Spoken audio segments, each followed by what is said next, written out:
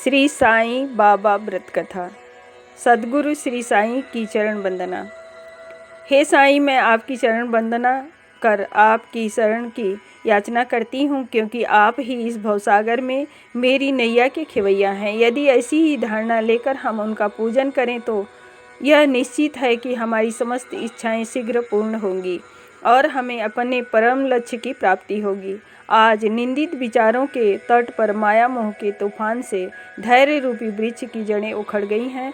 अहंकार रूपी वायु की प्रबलता से हृदय रूपी समुद्र में तूफान उठ खड़ा हुआ है, जिसमें क्रोध और घृणा रूपी घड़ियाल तैरते रहते हैं और अहंग भाव एवं संदेह रूपी नाना संकल्प विकल्पों के भंवरों में निंदा और घृणा और ईर्ष्या रूपी अनगिनत मछलियां विहार कर रही हैं।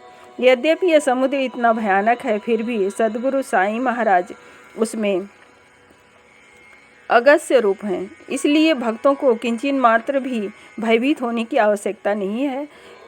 श्री सच्चिदानंद परम ब्रह्म साईं महाराज को साष्टांग नमस्कार करके उनके चरण पकड़कर हम भक्तों के कल्याण की उनसे प्रार्थना करते हैं कि हे साईं, हमारे मन की चंचलता और वासनाओं को दूर करो। हे प्रभु, तुम्हारे श्री चरणों के अतिरिक्त हम में किसी अन्य वस्तु की लालसा ना रहे। तुम्हारी यह कथा घर घर पहुँचे और इसका नित्य पठन पाठन हो, और जो भक्त इसका प्रेम पूर्वक अध्ययन करे उसके समस्त संकट दूर हों। श्री साईं महिमा। शिरडी गांव में नीम वृक्ष के तले तरुणावस्था में साईं प्रकट हुए थे।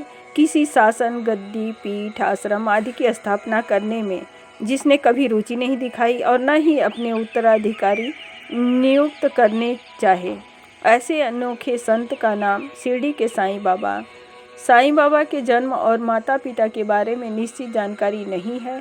इस साईं बाबा के भक्तगण इस तथ्य पर दो भागों में विभक्त हैं कि बाबा का जन्म से हिंदू हो थे या मुसलमान। वे शिरडी में स्वयं भक्तों के कल्याणार्थ प्रकट हुए थे। उस समय भी वे पूर्ण स्वयं ब्रह्मज्ञानी प्रतीत होते थे। यद्यपि वे देखने में तरुण प्रतीत होते थे, परंतु उनका आचरण महात्माओं के सदृश था। वे त्याग और वैराग्य की साक्षात प्रतिमा थे। बाबा का बसेरा एक टूटी फूटी मस्जिद थी, जिसे वे द्वारका माई कहा करते थे। उनका सभी के लिए उपदेश था, राम जो हिंदुओं के भगवान हैं और रहीम जो मुसलमानों के खुदा हैं, एक ही हैं और उनमें किंचित मात्र भी भेद नहीं है। फिर भी तुम उनके अनुयायी क्यों पृथक पृथक रहकर परस्पर झगड़ते हो? अज्ञानी बालकों को एकता साध कर और एक साथ मिलजुल कर रहो। साईं बाबा में अपने भक्तों के स्वप्न में प्रकट होने की शक्ति थी और अन्नपूर्णा सिद्धि थी। बाबा के जीवन काल में उनके अद्भुत चमत्कारों की अनेक कथाएं प्रचलित हैं। अपने भक्तों पर उनकी कृपा सदा बनी रहती थी। श्री साईं बाबा के समाधिस्थ होने के पश्चात भी उनकी लीलाएं जारी हैं और अक्सर देखने तथा सुनने में भी आती हैं, जिससे सिद्ध होता है कि बाबा अभी भी विद्यमान हैं और पूर्व की भांति अपने भक्तों की सहायता पहुंचा रहे हैं। अतः प्रत्येक भक्त समस्त चेतनाओं, इंद्रियों, प्रकृतियों और मन को एकाग्र कर बाबा के पूजन और सेवा में लगाकर अपनी शुभ मनोकामनाओं को पूर्ण कर सुख, शांति, यश, समृद्धि प्राप्त कर सकता है। प्रभु श्री साईं दया कर आशीष दो कि जो आपके इस साईं बाबा व्रत को पूर्ण कर लेगा, उसकी आप सभी मनोकामनाएं पूर्ण करेंगे। बाबा भक्त आपको प्रसन्न करने के लिए तथा आपकी भक्ति में लीन रहने के लिए आपका यह अद्भुत व्रत रखते हैं। श्री साईं बाबा व्रत के लाभ। प्रथम, पुत्र की प्राप्ति। दूसरा, कार्य की सिद्धि। तीसरा, वर प्राप्ति। चौथा, वधु प्राप्ति। पांचवा, खोया धन मिले। छठा, जमीन जायदाद मिले। सातवां, धन मिले। आठवां, साईं दर्शन। 9, मन की शांति। 10, शत्रु शांत होते हैं। 11, व्यापार में वृद्धि होती है। 12, परीक्षा में सफलता मिलती है। 13, पति का खोया हुआ प्रेम मिलता है। 14, बाझहन को औलाद का सुख मिलता है। 15, इच्छित वस्तु की प्राप्ति होती है। 16, रोग निवारण होता है। 17, कार्य सिद्धि होती है। 18, मनोकामना की पूर्ति होती है। व्रत की सही विधि। श्री साईं बाबा के अद्भुत बहुत ही चमत्कारिक व्रत है। इस व्रत को प्रारंभ करने से पूर्व हथेली के आकार का एक नया सफ़ेद कपड़ा लेकर उसे गीली हल्दी में डुबोकर सुखा लें। गुरुवार को प्रातः अथवा सायं स्नान करके स्वच्छ वस्त्र धारण करें। तत्पश्चात पूर्व दिशा की ओर स्वच्छ कपड़ा बिछाकर एक आसन रखें। उस पर साईं बाबा की मूर्ति अथवा चित्र स्थापित करें। उनकी 5, 7 या 11 पुस्तकें भी रखें। अब साईं बाबा को चंदन कुमकुम का तिलक लगाएं, ताजे फूलों की माला चढ़ाएं, दीपक जलाएं एवं अगरबत्ती या धूप भी जलाएं। इन तैयारियों के पश्चात बाबा के सामने बैठकर पहले से तैयार हल्दी वाले सूखे पीले कपड़े में एक सिक्का रखकर जिस कार्य की सिद्धि के लिए व्रत रख रहे हैं उस कार्य को निर्विघ्न पूरा करने के लिए साईं बाबा से सच्चे दिल से प्रार्थना करते हुए उस सिक्के को कपड़े में लपेटकर गांठ बांध दें। अब आसन पर विराजित साईं बाबा के चरणों में इसे रख दीजिए। अपने मन में सामर्थ्य अनुसार 5, 7, 9, 11 अथवा 21 गुरुवार व्रत रखने का प्रण करें, मन्नत माने। यह सभी सिर्फ प्रथम गुरुवार को मन्नत मानते समय करना चाहिए। बाद में प्रत्येक गुरुवार को विधि अनुसार केवल व्रत कथा का पाठ करना चाहिए। प्रत्येक गुरुवार को व्रत आरंभ करते समय इस पुस्तक के मुख्य पृष्ठ एवं प्रथम पृष्ठ पर दिए गए साईं बाबा के स्वरूप को प्रणाम करें। तत्पश्चात बाबा की तस्वीर या मूर्ति पर कुछ फूलों की पंखुड़ियाँ को अर्पित करते हुए श्री साईं अष्टोत्तर नामावली का पाठ करें। इसके बाद श्री साईं बाबा की चरण वंदना करें और साईं बाबा का ध्यान करें। तदुपरांत साईं चालीसा का पाठ करें, आरती द्वारा कथा समाप्त करें और प्रसाद के रूप में घर पर बनाई हुई खिचड़ी अथवा मिठाई फल सबको बांटें एवं स्वयं ग्रहण करें। इस प्रकार साईं बाबा व्रत की विधि पूर्ण होती है। ऐसा व्रत करने से आने वाले सभी विघ्न दूर हो जाते हैं। जीवन में सफलता, सद्बुद्धि तथा पवित्रता आ जाती है। घर से गरीबी, निर्धनता दूर होती है।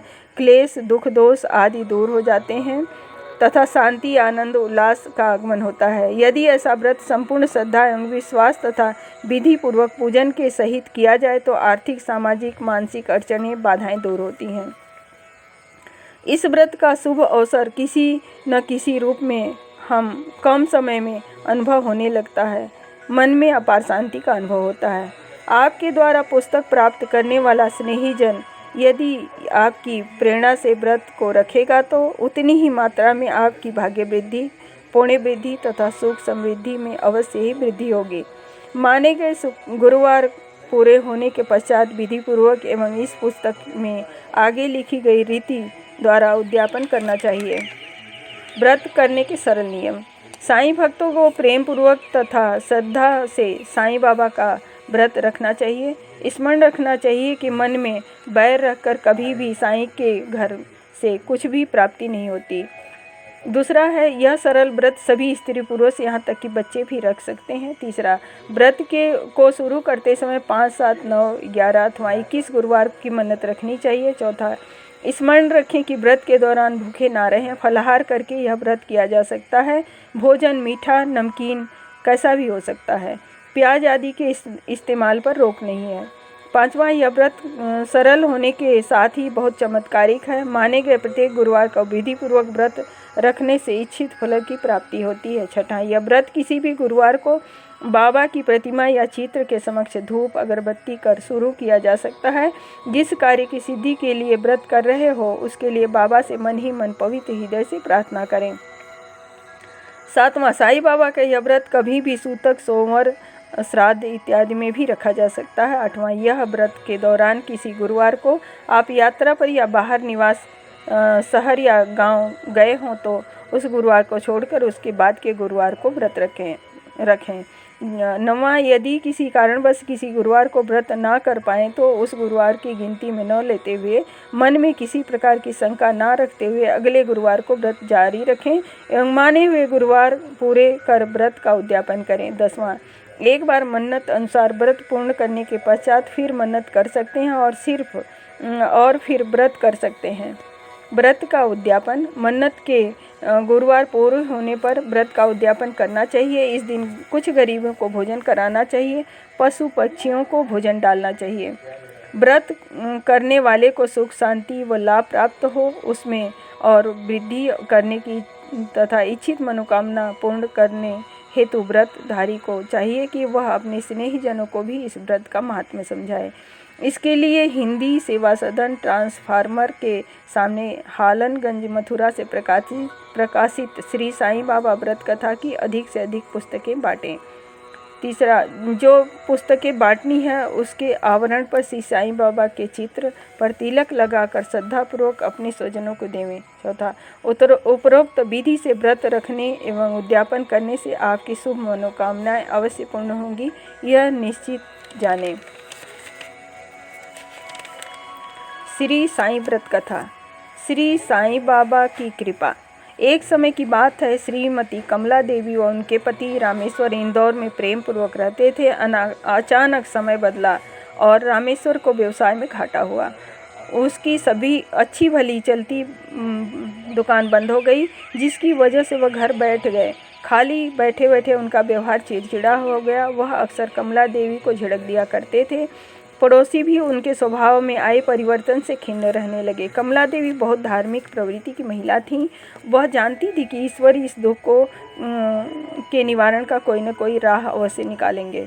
एक रोज कमला देवी के द्वार पर एक अद्भुत तेजस्वी चेहरे वाले वृद्ध साधु आए और उसने भिक्षा में दाल चावल मांगा। कमला देवी ने तुरंत हाथ धोकर महाराज को दाल चावल दिए और उन्हें नमस्कार किया। महाराज ने खुश होकर उसे आशीर्वाद दिया और कमला देवी के दुखों को दूर करने हेतु उसे श्री साईं बाबा के गुरुवार वाले व्रत को करने की विधि समझाई।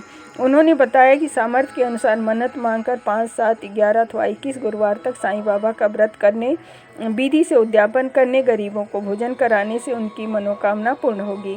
इस व्रत को करते समय झूठ, छल आदि बुरी आदतों का त्याग करना चाहिए। व्रत पूर्ण होने पर यथाशक्ति 7, 11, 21, 51 पुस्तकें कृतज्ञता स्वरूप दान करना चाहिए। श्री साईं के वचन हैं, श्रद्धा व सबूरी, उन्हें ध्यान में रखकर व्रत रखें। इतने सरल व्रत को सुनकर कमला देवी अत्यंत प्रसन्न हो गईं और अगले गुरुवार से ही उसने श्री साईं बाबा व्रत का पालन किया और देखते ही देखते उनके पति के स्वभाव में आश्चर्यजनक परिवर्तन आ गया और उसने फिर से व्यापार चालू किया, जो बहुत सफल हुआ। घर पर भी साईं बाबा की कृपा से सुख शांति हो गई। एक दिन कमला देवी की बहन और उसके पति उनसे मिलने आए। रामेश्वर भाई और कमला देवी को खुश देखकर वे बहुत प्रसन्न हुए। कमला देवी की बहन ने उनसे पूछा कि यह चमत्कार कैसे हुआ? मेरे बच्चे बिल्कुल पढ़ाई नहीं करते और किसी का कहना भी नहीं मानते हैं, बहुत उद्दंड होते जा रहे हैं, जिसकी वजह से सब कुछ होते हुए भी मैं सुखी नहीं हूँ। तब कमला देवी ने उसे साईं बाबा के गुरुवार व्रत की महिमा बताई। इस व्रत की महिमा सुन कमला देवी की बहन बहुत प्रसन्न हुई और उसने पूर्ण मनोयोग, श्रद्धा व विश्वास के साथ 9 गुरुवार तक यह व्रत किया, जिसका परिणाम यह हुआ कि उसके बच्चे मन लगाकर पढ़ते एवं हमेशा कक्षा में अव्वल आने लगे और साथ ही साथ घर के छोटे मोटे काम में भी उनका हाथ बटाते। वह सभी लोगों को इस महान व्रत का प्रभाव बताने लगी और स्वयं भी इस व्रत का पालन करती रही। श्री साईं बाबा ने जैसी कृपा उन पर की, वैसी ही सभी पर करें। जो पढ़े और सुने उनके सभी मनोरथ सिद्ध हो जाएं। ऐसी है श्री साईं बाबा के व्रत की महिमा। बोलो अनंत कोटि ब्रह्मांड नायक राजाधिराज योगीराज परब्रह्म श्री सच्चिदानंद सद्गुरु श्री साईनाथ महाराज की जय।